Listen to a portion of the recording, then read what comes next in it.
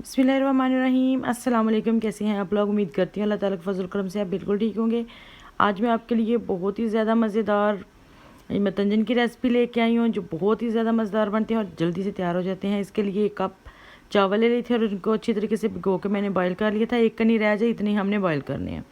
उसके बाद कढ़ाई ले लेंगे, उसमें हमने तकरीबन 1 कप चावल है तो आधा कप चीनी शामिल कर दिए। थोड़ा सा पानी ऐड करेंगे और इसको थोड़ा सा मिक्स कर लेंगे ताकि जो चीनी जो है ना अच्छे तरीके से मिक्स हो जाए। चीनी हमारी देखें जी माशाल्लाह से मिक्स हो गई है। जैसे हमारी चीनी मिक्स हुई है, इसमें हमने ऑयल शामिल कर लेना है।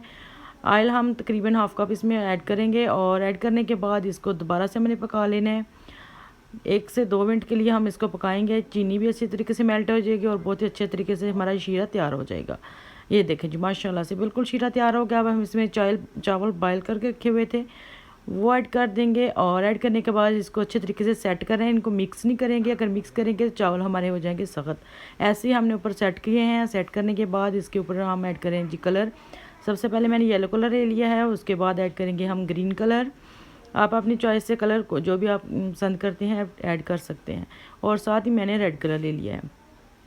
पानी में मिक्स कर लिया था कलर को और ऐड कर दिया। और साथ में किशमिश है और नारियल है, साथ में अशरफियाँ ये हम ऐड करेंगे। ऐड करने के बाद इसको हमने लगा देना जी दम हम कितने टाइम लगेंगे? 2 से 2.5 मिनट तक दम लगाएंगे।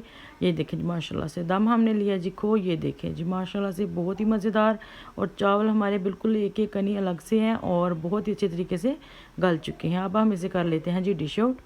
ये देखें जी माशाल्लाह से इतने कम टाइम में इतनी जल्दी और बहुत ही ज़्यादा मज़ेदार मतंजन हमारा हो गया तैयार। जल्दी से मेहमान आए और झटपट से ये आप मतंजन बना के उनको सर्व करें।